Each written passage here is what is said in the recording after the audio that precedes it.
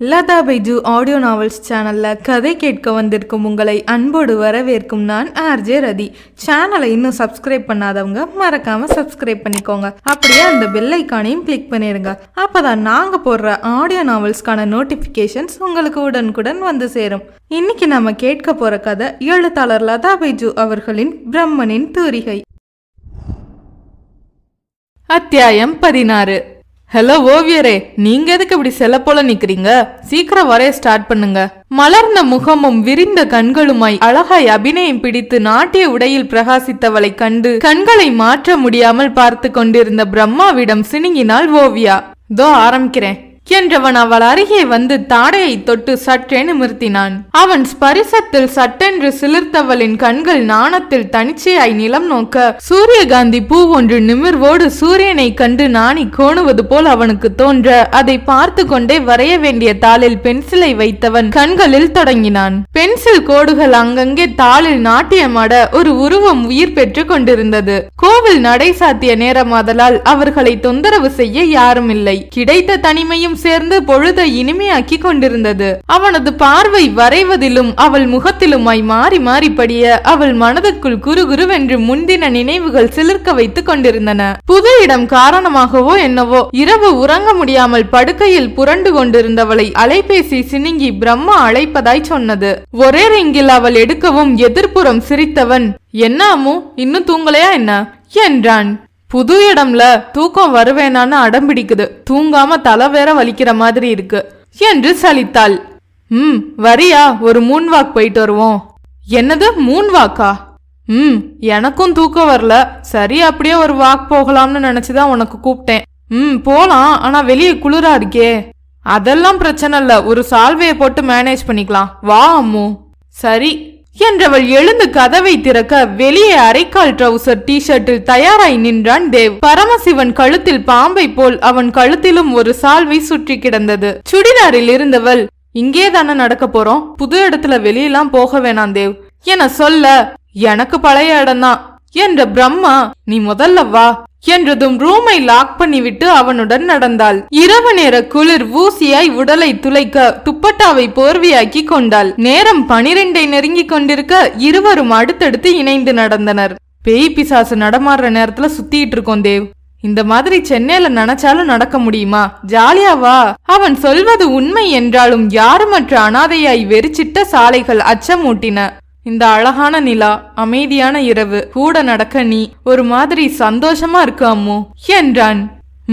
எனக்கும் சந்தோஷமா தான் இருக்கு, ஆனாலும் கொஞ்சம் திகிலா பயமா இருக்கு சொன்னவளிடம் தன் கையை நீட்டி, வேணும்னா என் கையை பிடிச்சுக்க, உனக்கு பயம் இருக்காது என்று கூறவும், இல்ல பரவாயில்ல என்றவள் யதார்த்தமாய் மறுத்து அவனுடன் நடக்க, எப்படியாச்சும் அம்மு கிட்ட இன்னைக்கு என் லவ்வ சொல்லியே ஆகணும் என நினைத்து கொண்டே நடந்தான் அவன். சிறிது தூரம் நடந்ததில் ஒரு தியேட்டர் அருகே குல்ஃபி வண்டி, சூடான சோளம், கடலை வண்டி நிற்க சினிமா முடிந்ததன் அறிகுறியாய் அலாரம் அடித்தது. அம்மு, எதுவும் சாப்பிடுறியா? மசால் பொரி வாங்கி கொடுங்க என்றாள் சிரிப்புடன். அண்ணே, ஒரு மசால் பொரி, ஒரு சோளம். வண்டிக்காரனிடம் சொன்னவன் தியேட்டரில் இருந்து ஆட்கள் பார்க்கிங் நோக்கி செல்ல தொடங்க வாங்கி கொண்டு நகர்ந்தான். இருவரும் சாப்பிட்டு கொண்டே நடக்க தொடங்கினர். ரோந்து போலீஸ் வண்டி ஒன்று ஹாரனுடன் சாலையை கடக்க, நாம ரூம்க்கு போயிடலாம் தேவ் என்றாள். ஏன் அம்மு, என்னோட தனியா நடக்க பயமா இருக்கா என்ன? அதுக்கில்ல தேவ், மழை காத்து வீசுது, லைட்டா தலைவலிக்கிற போல இருக்கு. அவள் சொல்லவும் நிர்பந்திக்க மனமின்றி, ஓகே போகலாம் என்றவன் திரும்பி அமைதியாய் நடக்க அவளுக்கு கஷ்டமானது. முன்னில் நடந்தவனின் கையை பிடித்தவள், தேவ் நில்லு, என் மேல கோவமா என்றதும் நின்று அவள் முகத்தை பார்த்தவனின் கண்களில் என்ன தோன்றியதோ அவள் மனது தவிப்புடன் கும்மாளமிட்டது. வா என்றவன் அவள் கையை பற்றி அழைத்து செல்ல விடுவிக்கும் எண்ணமின்றி உடன் நடந்தாள் ஓவியா. இதழ்கள் எதுவும் பேசாமலே இதயங்கள் தங்கள் காதலை உணர்த்தி கொண்டிருக்க அவனுக்குள்ளும் உணர்வுகள் போராடி கொண்டிருந்தது. சட்டென்று நின்றவனை புரியாமல் நிமிர்ந்து நோக்க கண்களை குறுகுருவென்று பார்த்த விழிகளின் வீரியம் தாங்காமல் குனிந்து கொண்டாள். அம்மு, எனக்கு உன்கிட்ட பேசணும். அவனது வார்த்தைகள் தவிப்புடன் வர அவளுக்குள் எதுவோ புரிய உடலில் உள்ள ரோமங்கள் அவன் சொல்ல போகும் வார்த்தைக்காய் சிலிர்ப்புடன் எழுந்து நின்றன. அழகிய நிலாமுகத்தை கையில் ஏந்தி கொண்டவனின் உதடுகள் உணர்ச்சியில் துடிக்க அந்த கைக்குள்ளேயே அமிழ்ந்து போக துடித்தது பெண்மனம். இருந்தாலும் அவனது வார்த்தைக்காய் படபடத்த இதயத்துடன் பொறுமையாய் பார்த்து கொண்டிருந்தாள். அம்மு, இதுக்கு மேலயும் என்னால சொல்லாம இருக்க முடியாது. தனிமை ரொம்ப போர் அடிக்குது அம்மு. அத ஒன்ன வச்சு விரட்டணும்னு ஆசையா இருக்கு. உன் கூட என்னோட பயணம் நம்ம நட்பை தாண்டி என் ஆயுளுக்கும் நீளணும்னு தோணுது. நான் இழந்த நேசத்தை எல்லாம் உன் அன்புதான் ஈடுகட்ட முடியும்னு நினைக்கிறேன். உனக்கு என்ன நண்பனா மட்டும்தான் பிடிச்சிருக்கா என்றான் கேள்வியுடன். அந்த பார்வையில் நிறைந்து வழிந்த காதலையும் மீறி அவள் என்ன சொல்ல போகிறாளோ என்ற கேள்வியும் தொக்கி நிற்க அவள் திகைத்து நின்றாள். இயல்பை அவர்களுக்குள் உருவான நேசத்துக்கு முன்னோடியாய் சிறுவயது நட்பு பரிச்சயம் இருந்தாலும் அதையும் தாண்டி ஒரு பிணைப்பு உருவாகி இருந்ததை அவளும் உணர்ந்திருந்தாள். ஒருவேளை தனக்கு தோன்றியது அவனுக்கு தோன்றாமல் போனால் நட்புக்கே பங்கம் வந்துவிடுமோ என்ற எண்ணமே மேலே யோசிக்காமல் எண்ணங்களுக்கு தடை போட்டு வைத்திருந்தது. இப்போது அவனே கேட்கவும் சட்டென்று உணர்ச்சியில் கண்கள் நிறைய, உதடுகள் துடிக்க, எதுவும் பேச முடியாமல் முகம் சிவந்து போனவள் அழுகையுடன் அவன் மார்பில் சாய்ந்து கொண்டாள். அவளது கண்ணில் கண்ணீரை கண்டவன் முதலில் விருப்பமில்லையோ என திகைக்க அவளது அணைப்பு அது ஆனந்த கண்ணீர் என்று உணர்த்த மனது கும்மாளமிட்டது. அம்மு, என்ன உனக்கு பிடிச்சிருக்குதானே அவன் கேட்க மேலும் முகத்தை அவன் மார்பில் புதைத்து கொண்டவளை நெற்றியில் முத்தமிட்டு அவனும் இறுக்கிக் கொண்டான். தேங்க்ஸ் தேவ். சின்ன வயசுல உன்னை பார்த்தப்ப இருந்தே உன்கிட்டயே இருக்கணும்னு என் மனசு ரொம்ப விரும்புச்சு. என்னோட இழப்புகளை எல்லாம் ஈடுகட்டக்கூடிய சக்தியை நான் உன்கிட்டதான் உணர்ந்தேன். மறுபடி நாம சந்திப்போம்னு மனசுக்கு சொல்லிட்டே இருப்பேன். என் உணர்வுலையும் மனசுலையும் நீ எப்பவும் கலந்திருக்க. உன்னோட நட்பே எனக்கு பெரிய பொக்கிஷம் மாதிரி தான். உன்னோட காதல என் இதயத்துல வச்சு பூஜை பண்ணுவேன். உனக்கு எல்லாமுமா நான் நிச்சயம் இருப்பேன் தேவ். புலம்பலாய் அவன் இதயத்திடம் தன் மனதை உரைத்து கொண்டிருந்தவளை புன்னகையுடன் அணைத்து கொண்டான் தேவ்.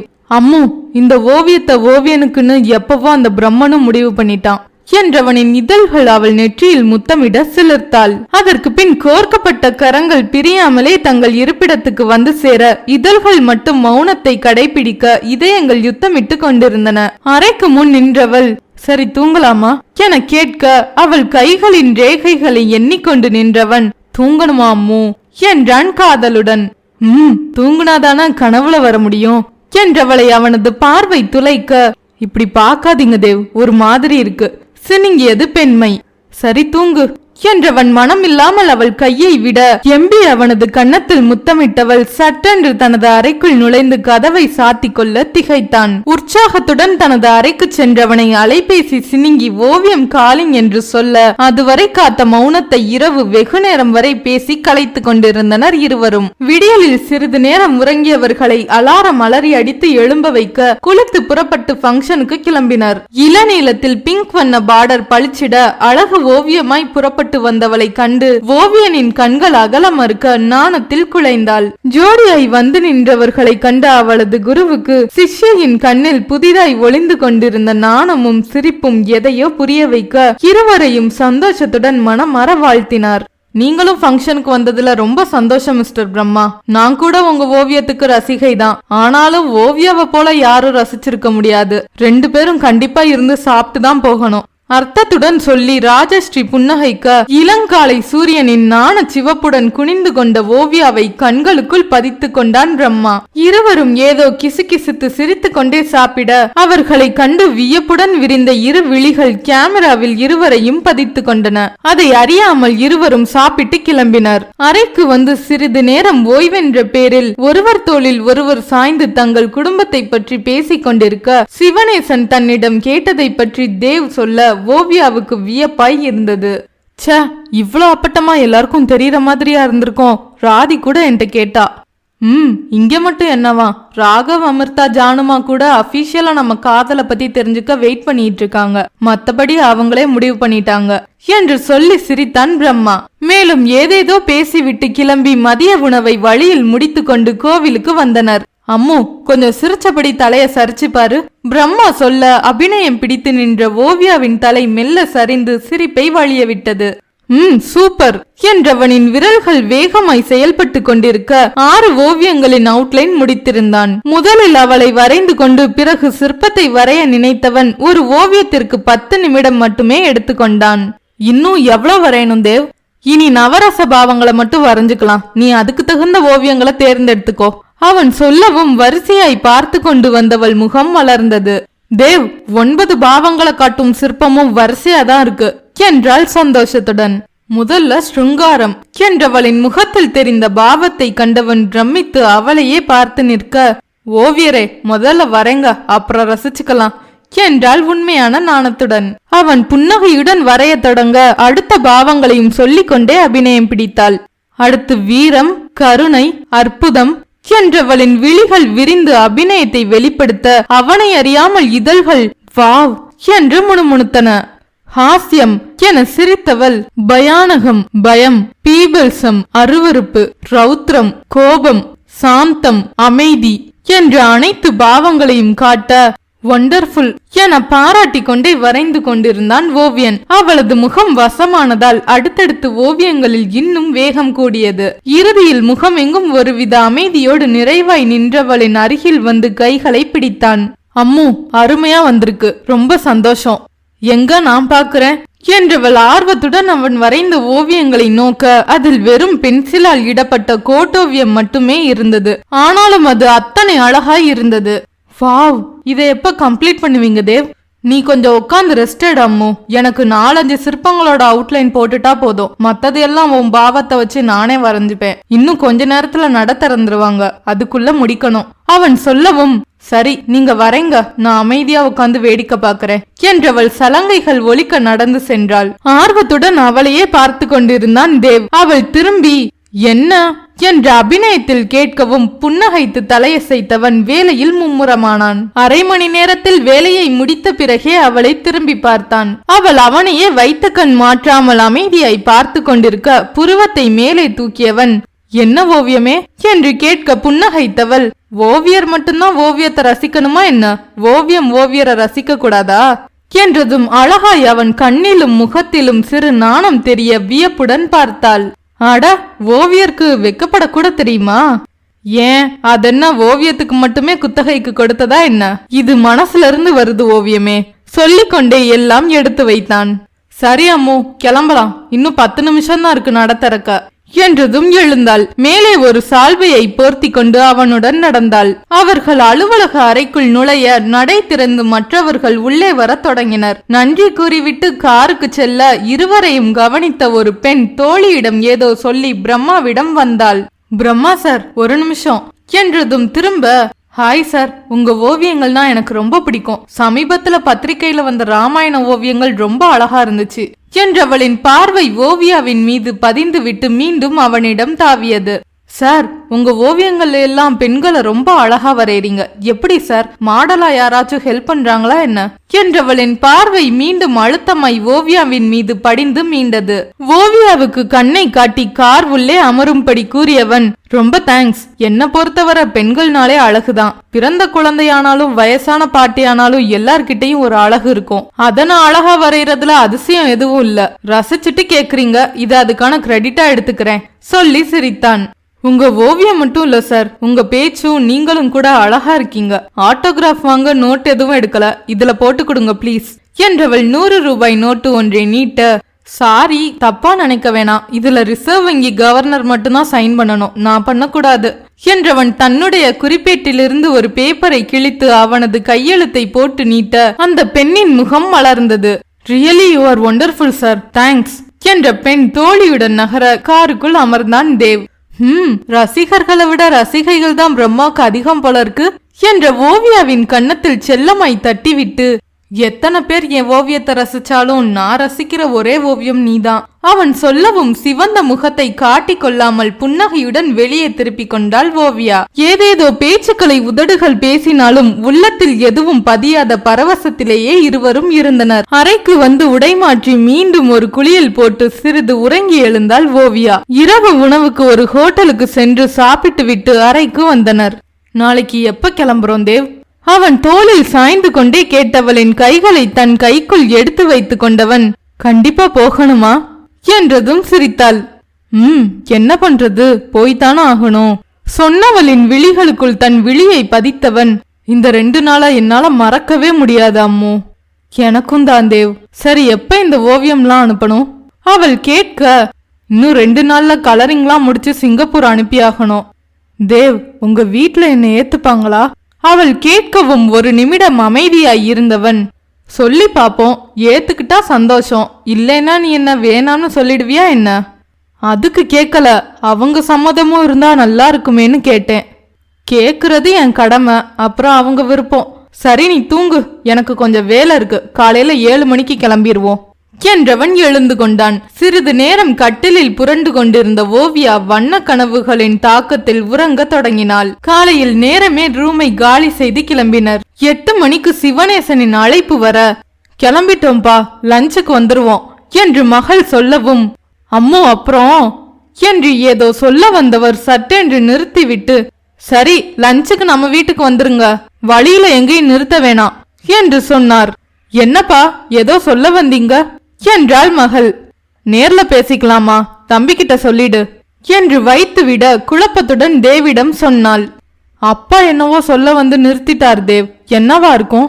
எதுவா இருந்தாலும் போனதும் தெரிஞ்சுக்கலாம். இப்ப என் தோல் ஃப்ரீயா தான் இருக்கு, அப்படியே சாஞ்சுக்கிட்டா உனக்கு தூங்க வசதியா இருக்கும் என்றான் அவன். அதுக்கு எனக்கு தூக்கம் வரணுமே. அவள் சினுங்க, எனக்கு தூக்கம் வராம இருக்கதான் சொன்னேன் என்றவன் அவளை அருகே இழுத்து கொண்டான். சரியான தாடி வச்ச கேடி தேவ்னி, ஏன் கேடியோட நிறுத்திட்ட? தீவிரவாதியும் சேர்த்து சொல்ல வேண்டியதுதானே என்றவனின் கைகள் அவள் இடுப்பில் சில்மிஷம் செய்ய கூச்சத்தில் நெளிந்தவள் தட்டிவிட்டாள். ஒழுங்கா ரோட்டை பார்த்து வண்டி ஓட்டுங்க, இப்படியே பண்ணா அப்புறம் டைரக்டா மேலோகம்தான். எந்நேரமும் என் கை ஓவியத்துல பிஸியாவே இருந்துருச்சா, இப்ப பக்கத்துல ஓவியம் இருக்க கைய வச்சுட்டு சும்மா இருக்க முடியல. அதுக்கெல்லாம் நேரம் காலம் வரும், அப்ப பாத்துக்கலாம். இருவரும் சின்ன சின்ன சீண்டல்களுடன் சென்னையை அடைய அங்கே ஒரு அதிர்ச்சி காத்திருந்தது. பேசாத கவிதைதான் ஓவியம் என்பான் கவிஞன், பேசும் கவிதையே ஓவியம் என்பான் ஓவியன். உயிர் கண்ட ஓவியமும் இன்று சிலையானது. உணர்வுகளின் வெளிப்பாடே என்றும் பேச்சாகிறது. அத்தியாயம் 17. சென்னையை நோக்கி சீரான வேகத்தில் கார் சென்று கொண்டிருக்க அலைபேசி சினுங்கி ராகவ் காலிங் என்றது. கிளம்பும் போதே சொல்லிட்டு தானே கிளம்புனே, இப்ப எதுக்கு ராகவ் கூப்பிடுறான் என யோசித்து கொண்டே, அம்மு எடுத்து என்னன்னு கேளேன் என்றான் பிரம்மா. ஹலோ ராகவ், அவர் வண்டி ஓட்டிட்டு இருக்காரு, எதுவும் சொல்லணுமா என்றாள் ஓவியா. ஓகே மேடம் என்றவன் சற்று தடுமாறினான். என்ன விஷயம்னு உங்க தெய்வம் கேக்குறாரு. அது இன்னைக்கு பேப்பர் படிச்சீங்களா? தயக்கத்துடன் வந்தது அவனது வார்த்தைகள். இல்லையே, கிளம்புற அவசரத்துல அதுக்கெல்லாம் நேரம் இல்ல. ஏன், அதுல என்ன என்றாள் குழப்பத்துடன். அது வழியில எங்காச்சும் கடையில தினகதிர் பத்திரிக்கை இருந்தா வாங்கி பாருங்க. ஏன், அந்த பத்திரிக்கையில என்ன போட்டிருக்கான் ராகவ்? அவள் புரியாமல் கேட்க வண்டியை ஓரத்தில் நிறுத்திய பிரம்மா அவளிடமிருந்து அலைபேசியை வாங்கி கொண்டான். ராகவ், என்ன விஷயம்னு தெளிவா சொல்லு மேன் என்றான் குரலில் சற்று எரிச்சலுடன். தெய்வமே, உங்க 2 பேரையும் இணைச்சு அந்த பத்திரிக்கையில ஒரு நியூஸ் வந்திருக்கு, அதான் நீங்க பாத்திருப்பீங்களோன்னு கேட்டேன் என்றதும் திகைத்தனர். எங்களை பத்தி என்ன நியூஸ்? நாங்க யாருக்கும் எந்த விஷயமும் கொடுக்கலையே. நீங்க கொடுக்கலன்னா என்ன, வேண்டியதை அவங்களே எடுத்து போட்டுக்கிறது தானே பத்திரிக்கைக்காரங்க வேலை. உங்களை பத்தி அதுல ஒரு கிசு கிசு வந்திருக்கு. கிசு கிசுவா? முகத்தை சுளித்தபடி கேட்டான் பிரம்மா. நீங்களே வாங்கி படிச்சு பாருங்க. எனக்கு வேற பத்திரிக்கை ஆபீஸ்ல இருந்தெல்லாம் போன் பண்ணி பிரம்மா எங்க, அதுல வந்திருக்க நியூஸ் உண்மையானு கேக்குறாங்க. சரி நான் பாக்குறேன், நீ கட் பண்ணு என்றவன் ஓவியாவிடம் அதை சொல்ல அதிர்ச்சியோடு நோக்கினாள். என்ன தேவ், நம்மளை பத்தி என்ன கிசு கிசு வந்திருக்கோம், அதை பார்த்துதான் அப்பாவும் கால் பண்ணிருப்பாரோ? இருக்கலாம். கடையில பத்திரிக்கை பார்த்தா சொல்லு, வாங்கி என்னன்னு பாப்போம் சொன்னவன் வண்டியை எடுத்தான்.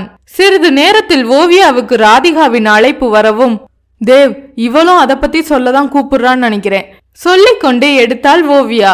ஹலோ சொல்லு ராதி. ஓவி, தஞ்சாவூர்ல இருந்து வந்துட்டு இருக்கீங்களா? ஆமா, பாதி வழியில இருக்கோம். உனக்கு இப்ப தலை சுத்தல் பரவாயில்லையா தோழியை விசாரித்தாள். அது இருக்கட்டும், உங்க 2 பேரையும் இணைச்சு தினகதிர் பத்திரிக்கையில போட்டோவோட நியூஸ் பார்த்தேன், உங்களுக்கு தெரியுமான்னு கேட்க தான் கூப்பிட்டேன். ராகவ் கால் பண்ணி சொன்னாரு, நாங்க இன்னும் பார்க்கல. அப்படி என்னதான் போட்டிருக்கான் ராதி? வாட்ஸ்அப்ல உனக்கு போட்டோ அனுப்புறேன் பாரு சொன்ன ராதிகா அழைப்பை துண்டித்தாள். வாட்ஸ்அப் செயலியை ஓவியா திறக்கவும் மெசேஜ் ரிசீவ் ஆக ராதி அனுப்பிய போட்டோவை கண்டவள் அதிர்ந்தாள். ஓவியரின் கரம் பிடிக்குமோ ஓவியம். கொட்டை எழுத்துக்களின் வரிகளுக்கு கீழ் சின்ன எழுத்துக்கள் ஓடியது. மும்மூர்த்திகளில் ஒருவரின் பெயர் கொண்ட ஓவியங்களை படைக்கும் தொழிலை கொண்டவரின் வசமானதோ நாட்டிய ஓவியம். கலைக்கு பேர் போன ஊரில் எங்கெங்கு காணினும் ஜோடியாய் இவர்களின் தரிசனம். ஓவியரின் வசமான ஓவியத்தையும் ஓவியத்தில் மயங்கிய ஓவியரையும் காணவே கண்கொள்ளா காட்சி. இருவரின் ஜோடி பொருத்தம் பிரமாதம். சீக்கிரமே இல்லறத்தில் இணையும் நாள் பற்றிய அறிவிப்பு வெளியாகலாம். என்ற வார்த்தைகளின் கீழே அவர்களின் போட்டோவும் இருந்தது. பிரம்மாவும் கேட்பதற்காய் சத்தமாய் வாசித்த ஓவியா அதிர்ந்து பிரம்மாவை நோக்க அவன் இயல்பாய் இருந்தான். தேவ், என்ன இப்படி போட்டிருக்காங்க?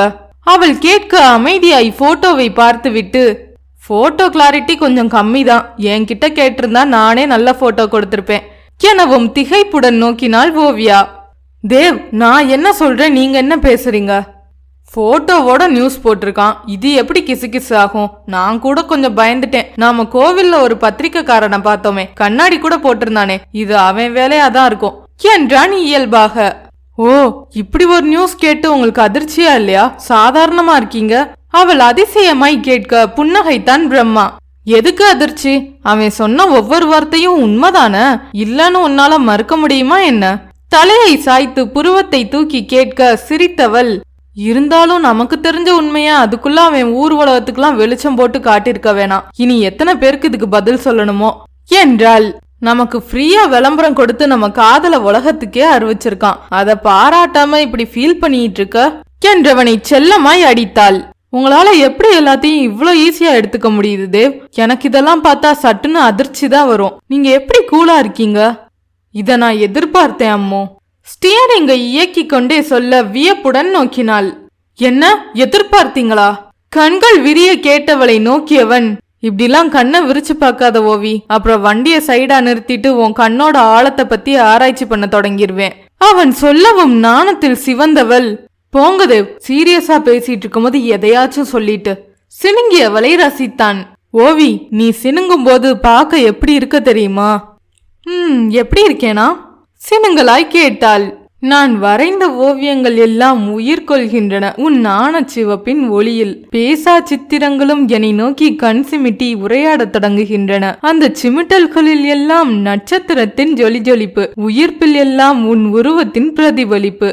அவன் சொன்ன வார்த்தைகளை கேட்டு பிரமிப்புடன் பார்த்த ஓவியா, நீங்க ஓவியன் மட்டும் இல்ல தேவ், அழகா கவிதை சொல்லும் கவிஞனும் கூட. என்ன கவிதைக்கு பொய் அழகு, நீங்க கொஞ்சம் கூடுதலாவே பொய் சொல்லிட்டீங்க. சிரிப்பை சிதறவிட அவனும் சிரித்தான். எவ்வளவு பெரிய பிரச்சனை போயிட்டு இருக்கு, நாம இப்படி சிரிச்சிட்டு இருக்கோம். மீண்டும் முகத்தை தூக்கி வைத்து கொண்டவளை கனிவுடன் நோக்கினான் பிரம்மா. ஓவி, நீ இப்படி ஃபீல் பண்ணிட்டே இருந்தா நான் வேற முடிவு எடுக்க வேண்டி வரும். என்ன முடிவு தேவ்? நாங்க அப்படி இல்ல, எங்களுக்குள்ள வெறும் நட்பு தான் இருக்குன்னு அந்த பத்திரிகைக்கு மறுப்பு தெரிவிச்சு ஒரு அறிக்கை கொடுத்துடட்டுமா? அவன் கேட்க திகைத்தாள். இங்க பாரு ஓவி, நம்ம வாழ்க்கையை யாரோ ஒருத்தர் முடிவு பண்ண முடியாது. இது பொய்யா இருந்தா கவலைப்படலாம், உண்மைதான்னு நமக்கும் தெரியும். தென் ஒய் அதை தூக்கி போட்டுட்டு ஃப்ரீயா இரு. இருந்தாலும் நமக்கு தெரிஞ்சவங்கலாம் என்ன நினைப்பாங்க? தெரியாதவங்க தான் ஏதேதோ நினைப்பாங்க, தெரிஞ்சவங்க நிச்சயம் நல்ல விதமா தான் நினைப்பாங்க. அத நான் பாத்துக்கிறேன். சும்மா இதையே பேசிட்டு இருக்காம அத்தான் தோல் ஃப்ரீயா தான் இருக்கு, அப்படியே சாஞ்சிக்கலாம்ல என்றவனை ஒரு அதிசய பிறவி போல் பார்த்தவள், உங்களெல்லாம் பெத்தாங்களா செஞ்சாங்களான்னு தெரியல, எதுக்குமே அலட்டிக்காம கூலா இருக்கிற நீங்க ஒரு அதிசய பிறவி தேவ் சொன்னவளை ஒரு கையால் வளைத்து அருகே இழுத்து கொண்டான் தேவ். இன்னும் சில மணி நேரத்துல சென்னை போயிருவோம். அப்புறம் நீ ஒரு பக்கம் ஓடுவேன், நான் ஒரு பக்கம் ஓடுவேன். ஒன்னா இருக்கிற இந்த நிமிஷத்தை சந்தோஷமா ரசிக்காம புலம்பிட்டே இருந்தேனா அப்புறம் அந்த உதட்ட லாக் பண்றதை தவிர எனக்கு வேற வழியே இல்ல. அவன் தனது இதழை நாவால் தடவி கொண்டே மிரட்டலாய் சொல்லவும் குப்பென்று சிவந்தவள் நாணத்துடன் அவனை உதறிவிட்டு ஜன்னலுக்கு வெளியே பார்வையை பதித்தாள். குறும்பாய் அவளை பார்த்தவன், என்னாச்சு, ஷாக் அடிச்ச போல இப்படி ஓடுற? நமக்குள்ள பேச எவ்வளவோ விஷயங்கள் இருக்கு, அதெல்லாம் பேசுவோமா என்றான். சரி சொல்லு தேவ், நீ எங்களை விட வசதியானவங்க, உங்க வீட்டுல நம்ம கல்யாணத்துக்கு சம்மதிப்பாங்களா? அவள் சட்டென்று கேட்க திகைத்தான். என்ன ஓவியமே எடுத்ததுமே அதிரடியா கேள்வி கேக்குற? சொல்லுங்க தேவ், உங்க ஓவிய திறமையே மதிக்காதவங்க என்ன எப்படி ஏத்துப்பாங்க? அதெல்லாம் ஏன் பாடு, ஓவியத்துல நான் எடுத்த முடிவுதான் நம்ம வாழ்க்கைக்கும். அவங்க சம்மதிச்சா அரேஞ்ச் மேரேஜ், சம்மதிக்கலைன்னா லவ் மேரேஜ், சிம்பிள். ஆனா அதுக்கு நான் சம்மதிக்க மாட்டேன். நம்ம 2 பேர் வீட்லயும் சம்மதம் வாங்கி எல்லாரோட ஆசிர்வாதத்தோட தான் நம்ம கல்யாணம் நடக்கணும். என் பேரண்ட்ஸ் லவ் மேரேஜ் பண்ணிட்டு சொந்தங்களே இல்லாம வாழ்ந்தவங்க. தனியா வாழ்ந்த எனக்கு நிறைய சொந்தங்களோட இருக்கணும்னு ஆசையா இருக்கு, அது உங்க மூலமா தான் நடக்கணும் என்றாள் கண்ணில் ஈரத்துடன். ஹே, என்ன ஓவி இதுக்கு போய் கண் கலங்கிட்டு? உன் ஆசையை நிறைவேற்ற நான் நிச்சயம் முயற்சி பண்றேன். அவனது தோளில் சந்தோஷமாய் சாய்ந்து கொண்டாள். அதற்கு பின் ஏதேதோ குடும்பத்தை பற்றி பேசிக்கொண்டே வந்தனர். வழியில் இளநீர் மட்டும் குடித்தவர்கள் மதியம் 2 மணிக்கு வீட்டை நெருங்கியிருந்தனர். அவர்களை புன்னகையுடன் வரவேற்ற சிவனேசன் அன்று விடுமுறை எடுத்திருந்ததால் சமையலை முடித்து அவர்களுக்காய் காத்திருந்தார். அப்பா, தந்தையை கட்டி கொண்டவளை மெல்ல அணைத்து உச்சியில் முத்தமிட்டவர், அம்மு நீ இல்லாம வீடே நல்லாலடா என்றவரிடம், நானும் உங்களை ரொம்ப மிஸ் பண்ணேன்பா என்று தேவ் நோக்கி கண்ணடிக்க, அடி கேடி என சிரித்து கொண்டான். சரி, 2 பேரும் பசியோட இருப்பீங்க, சாப்பிடுங்க. ஆமாப்பா, செம்ம பசி. இந்த தேவ் சாப்பிட ஒண்ணுமே வாங்கி தரல தெரியுமா? அடி பாவி, வீட்ல அப்பா கூட சாப்பிட்டுக்கலாம்னு சொல்லிட்டு இங்க வந்து ஏன் மேல பழி போடுறியா என்று தேவ் கேட்க, அவனுக்கு பழிப்பு காட்டிவிட்டு அவள் அறைக்குள் நுழைந்து கொண்டாள். அதை சந்தோஷத்துடன் பார்த்து நின்ற சிவனேசன், அவ சும்மா வம்புழுக்கிறாமாப்ல, நீங்க போய் ஃப்ரெஷ் ஆயிட்டு வாங்க என்று டவலை நீட்ட புன்னகையுடன் சென்றான் தேவ் கிருஷ்ணா. இருவர் வந்ததும் தட்டை வைத்து பரிமாறியவர், சாரி, நான் மாத்திரை போடணும்னு நேரமே சாப்பிட்டேன், தப்பா நினைச்சுக்காதீங்க என்றதும், என்ன மாமா இதுக்கு போய் எங்க கிட்ட சாரி சொல்லிட்டு, நமக்குள்ள என்ன ஃபார்மாலிட்டிஸ்? தேவ் சொல்ல அவனை பெருமையுடன் நோக்கி கண்ணடித்தவளை திகைப்புடன் நோக்கினான். சாம்பார், அவியல், கூட்டு என்று அவர் சமைத்திருந்ததை திவ்யமாய் சாப்பிட்டு எழுந்தனர். சிறிது நேரம் பொதுவான விஷயங்களை பேசிக் கொண்டிருந்தவர், அந்த பேப்பர் விஷயம் உங்களுக்கு தெரிஞ்சிருக்கும்னு நினைக்கிறேன். என்னையே 4-5 பேர் கூப்பிட்டு விசாரிச்சாங்க. சட்டுன்னு உங்களுக்கு தெரிஞ்சு சங்கடப்படக்கூடாதுன்னு தான் ராதிகா மூலமா பேச சொன்னேன். பிரச்சனை இல்லையே என்றார். எல்லாரும் கண்டிப்பா எனக்கும் கூப்பிட்டு விசாரிப்பாங்க. ஆமா, அப்படிதானே நாம சம்மதிச்சுட்டா வாழ்த்து சொல்லிட்டு போக போறாங்க. சரிதானே மாமா என்றவனை திகைப்புடன் நோக்கியவர், நீங்க இதுக்கு கோவப்படுவீங்கன்னு நினைச்சேன். ரொம்ப கூலா இருக்கீங்க. உங்களோட இந்த சுபாவம் தான் எனக்கு ரொம்ப பிடிச்சிருக்கு என்றவர் மகளிடம் திரும்பி, அம்மு தம்பி எல்லாம் சொல்லுச்சு, உனக்கும் விருப்பம் தானே, இனி இப்ப கல்யாணம் வேணாம்னு சொல்ல மாட்டியே என்றதும் நாணத்துடன் புன்னகைத்தவள், வேணாம்னு சொல்ல மாட்டேன்பா, எப்ப பண்ணி வைப்பீங்கன்னு தான் கேட்பேன் என்று விட்டு அறைக்குள் ஓடிவிட இருவரும் சிரித்தனர். பாத்தீங்களா மாப்ள, அப்ப இத்தனை காலமும் உங்களை மனசுல வச்சுட்டு தான் கல்யாணத்தை தட்டி கழிச்சிருக்கா. இப்பதான் எனக்கும் நிம்மதியா இருக்கு மாப்ள. சீக்கிரமே உங்க வீட்டுல பேசிட்டா அடுத்து கல்யாண ஏற்பாடுகளை கவனிக்க ஆரம்பிச்சிடலாம் என்றார் சிவனேசன். மாமா, அடுத்த வாரம் நான் அப்பாவோட 60ஆம் கல்யாணத்துக்கு ஊருக்கு போறேன். அப்ப இத பத்தி பேசிட்டு வந்துடுறேன் என்றான் தேவ் யோசனையுடன். சரி மாப்ள, மனசு ரொம்ப நிறைஞ்சிருக்கு. அந்த பேப்பர்ல வந்த விஷயத்த பார்த்ததும் கொஞ்சம் கருக்குன்னு இருந்துச்சு. அப்புறம் உங்களோட போன்ல பேசவும் தான் மனசு லேசாச்சு. இப்ப ரொம்ப நிறைவா இருக்கு என்றார் சந்தோஷத்துடன். சரி மாமா, எனக்கு நிறைய பெண்டிங் ஒர்க் இருக்கு, நானும் அப்படியே கிளம்புறேன். அம்மு கிட்ட சொல்லிட்டு போங்க மாப்ள என்றதும் அவள் அறை நோக்கி நடந்தான் பிரம்மா. அறையில் நாண புன்னகையுடன் கட்டிலில் அமர்ந்து எதையோ யோசித்து சிரித்து கொண்டிருந்தவளின் பின்னில் மெல்ல வந்து நின்றவன் அவளது பின்கழுத்தில் மென்மையாய் முத்தமிட அதிர்ந்து திரும்பினாள் ஓவியா. அவனை கண்டதும் நாணத்துடன் குனிந்து கொண்டவளின் கைப்பற்றி அருகே இழுத்தவன் அணைக்க முயல திமிரி விடுபட முயன்றவள் தோற்று, விடுங்க தேவ், அப்பா பார்த்தா என்ன நினைப்பாரு கொஞ்சலாய் சினிங்கினாள். மாமா என்ன நினைப்பாரு, சீக்கிரமே கல்யாணத்துக்கு நாள் குறிக்கணும்னு நினைக்க போறாரு. சரி கிளம்பட்டுமா? அவள் தலையில் செல்லமாய் முட்டி கேட்டான். கண்டிப்பா கிளம்பணுமா தேவ்? வேண்டாம்னா சொல்லு, இங்கே இருந்துடுறேன். அவன் சொல்லும் போதே அலைபேசி சினுங்க அவளை விட்டு அழைப்பை எடுத்தான். அம்மா கூப்பிடுறாங்க யோசனையுடன் கூறியவன், ஹலோ அம்மா, நல்லா இருக்கீங்களா? என்ன இந்த நேரத்துல கூப்பிட்டிருக்கீங்க அன்போடு விசாரித்தான். ஒன்னும் இல்லப்பா, நீ எப்ப ஊருக்கு வரன்னு கேட்கதான் கூப்பிட்டேன். இங்க கொஞ்சம் வேலை இருக்கு, அதை முடிச்சுட்டு அடுத்த சனிக்கிழமை கிளம்பி வர்றேம்மா. திங்கள் தானே அப்பாவோட பிறந்த நாள், அது முடிஞ்சு 2 நாள் இருந்துட்டு ரிட்டர்னுக்கு பிளான் பண்ணிருக்கேன். உன் கூட அந்த பொண்ணையும் அழைச்சிட்டு வா. அன்னை சொல்லவும் திகைத்தவன், எந்த பொண்ணுமா திணறலுடன் கேட்க, அவன் பேசுவதை பார்த்து கொண்டிருந்த ஓவியா என்னவென்று சைகையில் கேட்டாள். இரு என்று கை காட்டியவன், என்னப்பா தெரியாத போல கேக்குற? உன்னோட போட்டோல சிரிச்சிட்டு இருந்தாளே அந்த நாட்டியக்கார பொண்ணு, அவளதான் சொல்றேன் என்றதும் நிஜமாலுமே உள்ளுக்குள் அதிர்ந்தான் பிரம்மா. மா, அது வந்து இங்க பாரு தேவ், எனக்கு எந்த விளக்கமும் வேணாம். இத உன்கிட்ட சொல்ல சொன்னது உன் அப்பா தான். அவர் மேல கொஞ்சமாச்சும் மரியாதை பாக்கி இருந்தா அப்பா சொன்னபடி செய். அழுத்தமாய் அன்னை சொல்ல, அது இல்லம்மா, அது என்ன விஷயம்னா என்று மீண்டும் பேச தொடங்கியவனை, தேவ், நான் தான் எந்த விளக்கமும் எனக்கு தேவையில்லன்னு சொன்னேனே, நீ வரும்போது அந்த பொண்ணையும் அழைச்சிட்டு வா, எதுவா இருந்தாலும் நேர்ல பேசிக்கலாம். இல்ல எப்பவும் போல எல்லாமே உன் விருப்பம் தான்னு நினைச்சேனா இப்பவே சொல்லிடு. எங்களுக்கு தேவ் கிருஷ்ணான்னு ஒரு புள்ள இருந்தாங்கிறத விஷயத்தையே மறந்துடுறோம். என்ன கூட்டிட்டு வருவதானே என்றார். அவர் குரலில் அதிகாரத்துடன் லேசாய் சிறு வருத்தமும் இழையோடியதை பிரம்மா உணர்ந்திருந்தான். சரிம்மா, நீங்க சொன்னபடியே செய்றேன். அவன் சொல்லவும் அடுத்த வார்த்தை பேசாமல் அழைப்பு துண்டிக்கப்பட ஒரு பெருமூச்சுடன் தன் முன்னில் தவிப்போடு பார்த்து கொண்டிருந்தவளை ஏறிட்டான் தேவ். என்ன தேவ், அம்மா என்ன சொன்னாங்க? ஏன் ஒரு மாதிரி டென்ஷனா பேசுனீங்க? எதுவும் பிரச்சனை இல்லையே? ஓவியா பரபரப்புடன் கட்டிலில் அமர்ந்தவனின் தோளை தொட நிமிர்ந்தவனின் முகம் வாடியிருந்தது. கொஞ்சம் பிரச்சனைன்னு தான் தோணுது ஓவி என்றவனின் வார்த்தைகள் யோசனையை காட்டியது. சித்திரப்பாவை நீயடி, நிதமும் நான் வரையும் சிந்தனைகளின் வடிவம் நீயடி. வரைகின்ற கோடெல்லாம் உன் உருவத்தை காட்டிடும், எண்ணுகின்ற எண்ணமெல்லாம் உன் நினைவை உணர்த்திடும். நான் உறங்கினாலும் என்றும் என்னுள் உறங்கா ஜீவஜோதி நீயடி. அத்தியாயம் 18. பிரம்மாவின் கார் போர்டிகோவில் நின்று ஊமையாக வண்டி சத்தத்தை கேட்டு வெளியே வந்த ராகவுடன் அமிர்தாவையும் கண்டவன் புன்னகையுடன் இறங்கினான். ஹே வாலு, இதென்ன நீயும் இங்க இருக்க?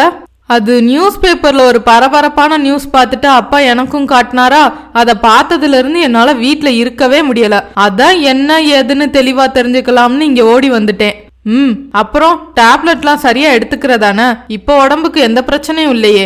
அன்போடு கேட்டவனிடம், ஒரு பிரச்சனையும் இல்லனா சொல்லிக்கொண்டே அருகில் வந்தாள். தேவ் கையில் இருந்த லக்கேஜை வாங்கி கொண்ட ராகவ், நானும் இங்கதானே இருக்கேன், ஏதாச்சும் கண்டுக்கிறாரா என மனதுக்குள் யோசித்து கொண்டிருக்க, என்ன ராகவ், 3 நாளா நான் இல்லாம ரொம்ப ஜாலியா இருந்திருப்பியே என குரல் கொடுத்தான் பிரம்மா. நினப்புதான் பொழப்ப கெடுக்குமா? இவர் பாட்டுக்கு கிளம்பி போயிட்டாரு. கூப்பிடுறவனுக்கு பதில் சொல்லியே என் பொழுது ஓடிருச்சு. நமக்குன்னு ஒரு லவ் இருக்கா? அட்லீஸ்ட் சைட்டாச்சு இருக்கா? இதுல ஜாலி. மனதுக்குள் புலம்பிக் கொண்டே, வேண்டாம் தெய்வமே, இந்த முரட்டு சிங்களோட வாய தேவையில்லாம கிளறி சாபத்தை வாங்கிக்காதீங்க என்றதும் சிரித்தான். என்னடா ரொம்பதான் சலிச்சுக்கிற? அண்ணா, இந்த ராகவுக்கு செம பொறாம. நீங்களும் அண்ணியும் கிளம்புனதுல இருந்து ஒரே புலம்பல். சரி அதை விடுங்க, போன காரியம் என்னாச்சு? சக்சஸ் தானே? காரியமும் சக்சஸ், காதலும் சக்சஸ் இல்ல தெய்வமே? அப்படிதான் நானும் நினைச்சேன். இப்ப புதுசா ஊர்ல இருந்து ஒரு பிரச்சனை கிளம்பி இருக்கு என்றவன் அன்னை பேசியதை சொல்ல யோசனையுடன் கேட்டிருந்தனர். அம்மா எதுக்கு அண்ணிய கூட்டிட்டு வர சொல்லிருப்பாங்க? அவங்களுக்கு எப்படி அதுக்குள்ள அந்த நியூஸ் தெரிஞ்சது? அமிர்தா கேட்க, உலகத்துக்கே நியூஸ் தெரிஞ்சிருச்சான், இவங்க வீட்டுக்கு தெரியறதுதான் கஷ்டமா என்ன என்றான் ராகவ். சும்மாரு ராகவ், அவனை அதட்டியவள், அண்ணி என்ன சொன்னாங்கன்னா என்றாள். அவ என்ன சொல்லுவா? நியூஸ் பார்த்தே கொஞ்சம் பயந்தவ அம்மா அழைக்கவும் இன்னும் பயந்துட்டா. ஒவ்வொருத்தனும் வருஷ கணக்குல எந்த பிரச்சனையும் இல்லாம காதலிக்கிறான். எனக்கு என்னடானா நேத்து காதல சொல்லி இன்னைக்கு பிரச்சனை வந்து நிக்குது. அம்மா பேசுனது எனக்கும் கொஞ்சம் பயமாதான் இருக்கு. என்ன தெய்வமே இப்படி திகில கரைக்கிறீங்க? நீங்க ஒரு டெரர், நீங்களே ஜெர்க்காகும் போது பாவம் அண்ணி. இங்க உள்ள ஒர்க்லாம் முடிச்சுட்டு அடுத்த வாரம் ஊருக்கு கிளம்ப ரெடி ஆகணும். கிளம்புறதுக்கு முன்னாடி உங்களை கேட்டு அபிஷியல் நம்பர்ல கால் பண்ணவங்க எல்லாருக்கும் கூப்பிட்டு பேசிருங்க. சரி மேன், பேசுறேன், ரொம்ப பண்ணாத. அண்ணா, ஒருவேளை உங்க வீட்டுல மேரேஜுக்கு சம்மதிக்கலன்னா என்ன பண்றது? அமிர்தா கேட்க, சம்மதிக்க வச்சே ஆகணும், வேற வழியே இல்ல. ஓகே, நான் ஒரு தூக்கம் போட்டு வரேன் என்றவன் அவனது அறைக்குள் நுழைந்து குளியலை முடித்து கொண்டு கட்டிலில் விழுந்தான். அவனுக்கு பிடித்த அறையும் கட்டிலும் எல்லாம் மறந்து உறக்கத்துக்கு அழைத்து செல்ல 2 மணி நேரத்துக்கு பின்னரே எழுந்தான். ஹாலில் ராகவ் எதையோ தீவிரமாய் யோசித்து கொண்டிருக்க அமிர்தா வீட்டுக்கு கிளம்பி இருந்தாள். என்ன மேன், உனக்கு சம்பந்தம் இல்லாத வேலையெல்லாம் பண்ணிட்டு இருக்க? பிரம்மாவின் குரலில் நிமிர்ந்தவன், அது இந்த அம்ரோ இல்ல, அது கிளம்பும் போது ஒரு விஷயத்த சொல்லிட்டு போச்சு, அதுல இருந்து மனசே சரியில்லை என்றான் சோகமாக. அம்ருவா என்றவன் திகைப்புடன் பார்த்து, நிக்நேம்லாம் பலமா இருக்கு, அப்படி என்ன சொன்னா? அவ என்ன லவ் பண்றேன்னு சொல்லிட்டா தெய்வமே என்றதும் பிரம்மாவுக்கே திகைப்பாய் இருந்தது. அமிர்தா உன்ன லவ் பண்றாளா என்றவன் அவனை ஒரு நம்பாத பார்வை பார்க்க, நீங்க என்ன ரொம்ப டேமேஜ் பண்றீங்க, நான் கோபமா கிளம்புறேன். டே இரு, அமிர்தா என்ன சொன்னான்னு சொல்லு. தலை குனிந்து நகத்தை நோண்டி கொண்டே குலைவுடன், அது அம்ரு என்று இழுக்க முறைத்தவன், இப்ப சொல்ல போறியா? நான் அமிர்தா கிட்ட கேட்டுக்கவா என சத்தம் போட அட்டென்ஷனுக்கு வந்தான் ராகவ். அவ என்கிட்ட எத்தனை நாள் தான் நாமளும் சிங்கிளா இருக்கிறது ராகவ், நாமளும் இப்ப மிங்கிள் ஆகி டபுள் ஆயிட்டா என்ன, உனக்கு என்ன பிடிச்சிருக்கான்னு கேட்டா தெய்வமே, நான் எதுவா இருந்தாலும் என் தெய்வத்துக்கிட்ட கேட்டுதான் முடிவு பண்ணுவேன்னு சொல்லி அனுப்பிட்டேன் என்றான். என்னடா சொல்ற, அவளுக்கு ஹார்ட் ப்ராப்ளம் வேற இருக்கே, உனக்கு அவ மேல அப்படி எதுவும் இருக்கா? எப்ப அவளுக்கு ஹார்ட்ல பிரச்சனை இருக்குன்னு தெரிஞ்சதோ அப்பவே மனசுக்கு ரொம்ப கஷ்டமா இருந்துச்சு. அவளோட பேசும் போதெல்லாம் வருத்தமா இருக்கும். அத காட்டிக்காம இயல்பா சிரிச்சு பேச ரொம்ப கஷ்டப்படுவேன். அவ பிரச்சனை சரியாகுமா, கல்யாணம் பண்ணிக்கலாமான்னு கூட எனக்கு தெரியாது. ஆனா அவ முகத்துல சந்தோஷத்தை பார்க்கும்போது எனக்கும் சந்தோஷமா இருக்கும். இந்த பூமியில இருக்கிற நாள் வர அவளை சந்தோஷமா வச்சுக்க மனசு ஏங்கும். அது என்னையும் அறியாம அவகிட்ட வெளிப்பட்டுருச்சோ என்னவோ, அவளும் என்ன நேசிக்க ஆரம்பிச்சிருக்கா என்றான் நெகிழ்ச்சியுடன். ராகவின் தோளில் கை வைத்த பிரம்மா, எல்லாம் தெரிஞ்சும் அவளை நேசிக்க உன்னை விட சிறந்த ஒருத்தன் கிடைக்க மாட்டான். நான் அவ வீட்டுல பேசுறேன், டாக்டர் கிட்ட கன்சல்ட் பண்ணிட்டு உனக்கு மாப்பிள ப்ரமோஷன் கொடுக்கறது பத்தி முடிவு பண்ணலாம் என்றதும் கலங்கிய கண்களுடன் அவனை நோக்கினான். எப்படியாச்சும் அம்ருவை குணப்படுத்தி என்கிட்ட கொடுக்க சொல்லுங்க சார், நான் அவளை குழந்தை போல பாத்துக்கிறேன் என்றவனை வியப்புடன் நோக்கியவன், Raghav, really you are great man. உன் காதலுக்கு சக்தி இருந்தா கண்டிப்பா நல்லதே நடக்கும் என்றான். அப்போது ராகவின் அலைபேசி சினுங்க, அம்ருதான் கால் பண்றா என்றான் பிரம்மாவிடம். இப்போதைக்கு மறுக்காம பொதுவா மட்டும் பேசு, நாளைக்கு அவ அப்பா டாக்டர் கிட்ட நான் பேசுறேன் என்றவன் டிராயிங் அறைக்குள் நுழைந்தான். தீர்க்கப்பட வேண்டிய வேலைகளும் ஓவியங்களும் நிறைய இருக்க மேசை வலிப்பை திறந்து பபுல்கம் ஒன்றை வாயில் போட்டு கொண்டான். அட, ஓவியம் கூட இருந்த 3 நாளும் பபுல்கம் சாப்பிட தோணவே இல்லையே என யோசிக்கையில் இதயத்தில் ஓவியத்தின் முகமும் இதழில் புன்னகையும் விரிந்தது. நிறைவு செய்ய வேண்டிய ஓவியங்களை எடுத்து வைத்தவன் மலமளவென்று வேலையில் இறங்கினான். கருப்பு வெள்ளை ஓவியங்கள் அவனது கைவண்ணத்தில் வர்ணத்தை பூசிக்கொண்டு ஜொலிக்க தொடங்கின. 10 மணிக்கு ஓவியங்களை நிறைவாக்கி நிமிர்கையில் வயிறு கபகபத்தது. நடுவே ஒரு காஃபி மட்டும் குடித்திருக்க வேலை மும்முரத்தில் பசியை மறந்து போயிருந்தவன் முடித்த பிறகே பசியை உணர்ந்தான். கைகளில் அங்கங்கே தீற்றிக் கொண்டிருந்த வண்ணங்களை ஒரு துணியில் துடைத்து கொண்டே வெளியே வந்தான். ராகவ், பாத்துக்க என்று மீதி பொறுப்பை அவனிடம் கொடுக்க, சார், குங்குமம் ஆசிரியர் கூப்பிட்டாரு, ஏதோ புது ஓவியம் பத்தி பேசணும்னு சொன்னாரு, நீங்க பிஸியா இருக்கீங்க, கூப்பிட சொல்றேன்னு சொல்லியிருக்கேன், பேசிடுங்க என்றவன் டிராயிங் அறைக்குள் நுழைந்தான். பிரம்மாவுக்காய் காத்திருந்த ஜானுமா, சாப்பிட எடுத்து வைக்கட்டுமா தம்பி எனவும், ஆமா ஜானுமா, செம்ம பசி, இருங்க வாஷ் பண்ணிட்டு வந்துடுறேன் என்றவன் நகர்ந்தான். சூடான சப்பாத்தி குர்மாவை உள்ளுக்குள் தள்ளிவிட்டு எழவும் அலைபேசி சினுங்கியது. டிஸ்பிளேயில் தெரிந்த ஓவியம் காலிங் இதழில் புன்னகையை கொடுக்க எடுத்து ஹலோ என்றவாறே தனது அறைக்கு நகர்ந்தான். என்ன ஓவியமே இந்த நேரத்துல கூப்பிட்டுருக்க? அத்தான நினைச்சு தூக்கம் வர மாட்டேங்குதா என்ன? நினப்புதான், தூக்கம் வரலதான், ஆனா அத்தான நினைச்சு இல்ல, அத்தே நினைச்சு. ஹே, நீ இன்னும் அதே நினைச்சிட்டு இருக்கியா? என்ன பண்றது ஓவியரே, உங்களை போல ஸ்ட்ராங்கான இதயம் எனக்கு இல்லையே, என்னோட இதயம் ரொம்ப மென்மையானது. ஓஹோ, இத நான் எப்படி நம்புறது? இதயத்தை தொட்டு பார்த்தா தானே தெரியும் அவன் சிரிப்புடன் சொல்ல அதன் அர்த்தத்தை உணர்ந்தவள் நாணத்துடன் நெளிந்தாள். சி, நீ ரொம்ப பேட் பாய் தேவ். அப்படி என்ன பேடா பண்ணிட்டாங்களாம்? அவன் கட்டிலில் உருண்டு கொண்டே பேச அவள் சினுங்கினாள். இப்படிலாம் பேசினா எனக்கு ஒரு மாதிரி இருக்கு தேவ். எந்த மாதிரி இருக்கு? கள்ளி, நீ என்ன என்னவோ பண்ணிட்டடி என்றான் நெகிழ்ச்சியுடன். நான் என்ன பண்ணேன்? நீ என்ன பண்ணன்னு என்னாலையும் சொல்ல முடியல. ஆனா நான் நானா இல்லாத போல மனசு ஒரு மாதிரி லேசா மிதக்கிற மாதிரி ஃபீல் ஆகுது. இதுவரை இப்படி ஒரு உணர்வை நான் உணர்ந்ததே இல்ல. இங்க மட்டும் என்னவா, எத்தனை தடவை உங்களுக்கு போன் பண்ணலாம்னு நினைச்சேன் தெரியுமா? வேலையா இருப்பீங்கன்னு கண்ட்ரோல் பண்ணிக்கிட்டேன். இதுதான் ஒரு புரிதலான பொண்டாட்டிக்கு அழகு. இப்பதான் ஓவியத்தை முடிச்சுட்டு சாப்பிட வர்றேன். ஒரே நாள்ல காதலில இருந்து பொண்டாட்டிக்கு ப்ரமோஷன் கொடுத்துட்டீங்களே. மனசு இருந்தா மார்க்கம் உண்டு. எப்ப நம்ம மனசு ஒன்னாச்சோ அப்பவே நீ என் பொண்டாட்டி ஆயிட்ட. கேட்க நல்லா தான் இருக்கு. ஆனா அத்தை சொன்னதை நினைச்சாதான் கொஞ்சம் பயம். அம்மு, எப்பவும் பாசிட்டிவா யோசிச்சு பழகு. வாழ்க்கையில எந்த ஒரு விஷயமும் நம்ம கையில தான் இருக்கு. நாம தான் நடக்கிறத பாசிட்டிவா மாத்திக்கணும். என் வீட்டுல எப்படி பேசி சம்மதம் வாங்குறதுன்னு எனக்கு தெரியும். நீ அதே யோசிச்சு கவலைப்படாம ஃப்ரீயா இரு. சரி தேவ், ஓவியத்துல எனக்கும் ஒரு காப்பி வேணும். உனக்குன்னு 2 ஓவியத்தை தனியா எடுத்து வச்சிருக்கேன். அந்த சிலைக்கு பக்கத்துல நிக்கிற உயிர் கொண்ட சிலை எவ்வளவு அழகா இருக்கு தெரியுமா? போதும் போதும், எனக்கு வெக்கமா வருது. சரி, ஒர்க் முடிங்க, நாளைக்கு பேசுறேன். Good night. என்னடி சட்டுன்னு குட் நைட் சொல்ற? அத்தானுக்கு ஸ்பெஷலா ஏதாச்சும் கொடுக்கறது? ஸ்பெஷலா தானே, கல்யாணம் முடியட்டும் போதும் போதும்னு கதற அளவுக்கு நிஜமாவே தர்றேன். இப்போதைக்கு என் போனை எச்சில் பண்ற எந்த ஐடியாவும் எனக்கு இல்ல. சிரிப்புடன் அழைப்பை துண்டித்தாள். லவ் யூடி செல்லம் என்றவன் அவனது போனுக்கு முத்தம் கொடுத்து விட்டு புன்னகையுடன் எழுந்தான். சில முக்கியமானவர்களுக்கு மட்டும் போனில் அழைத்து பேசிவிட்டு கீழே வந்தான். அடுத்த நாள் வழக்கம் போல நாட்டிய பள்ளிக்கு சென்றாள் ஓவியா. அவளுக்கு முன்னே வந்திருந்த ராதிகா தோழியை கண்டதும் சந்தோஷத்துடன் அணைத்து கொண்டாள். ஹே ராதி, மெதுவா, பாப்பாவை போட்டு அமுக்காத. ஓவி, நான் எவ்வளவு ஹாப்பியா இருக்கேன் தெரியுமா? என்னால வீட்ல இருக்கவே முடியல, அதான் கொஞ்சம் பரவாயில்லன்னதும் கிளம்பி வந்துட்டேன். சொன்னா கேட்க மாட்ட, இன்னும் கொஞ்ச நாள் வீட்ல ரெஸ்ட் எடுத்திருக்கலாம். கடிந்து கொண்ட தோழியை முறைத்தவள், போதும் போதும், எவ்வளவு சந்தோஷமான விஷயம்லாம் நடந்திருக்கு. இத விலாவரியா கேட்டு தெரிஞ்சுக்காம என்னால எப்படி வீட்ல இருக்க முடியும்? ஃப்ரீ டைம்ல டீட்டெயிலா பேசுவோம், இப்ப கிளாஸ கவனிப்போமா? சொன்னவள் வெளியே வந்தாள். அவளை கண்டு புன்னகைத்த பத்மா, என்ன ஓவி, ஒரே நாள்ல உலக ஃபேமஸ் ஆகிட்ட, அது உண்மையா இருக்கணும்னு தான் எங்க ஆசையும் என்றாள். அக்கா, உங்க வார்த்தை பலிக்கட்டும். சொன்னவள் தயாராய் நின்றிருந்த மாணவிகளை நோக்கி ஒரு சிநேக புன்னகை உதிர்த்து விட்டு பயிற்சியை தொடங்க அவர்களும் அதே போல் அபிநயம் பிடித்தனர். நாட்டியத்துக்கு உடல் மொழி ரொம்ப முக்கியம். முகத்தை இவ்வளவு உயரத்துல நிமிர்த்தி திருப்பணும். கண்கள் கை சென்ற திசையில் பார்க்கணும். கை இந்த அளவுக்கு உயர்த்தணும். காலை இந்த அளவுக்கு மட்டுமே வளைக்கணும். இதெல்லாம் அளவோடு செஞ்சாதான் அழகா இருக்கும். சொன்னவள் சரியாய் செய்யாத மாணவிகளின் அருகே நின்று சரியாக்கி கொடுத்தாள்.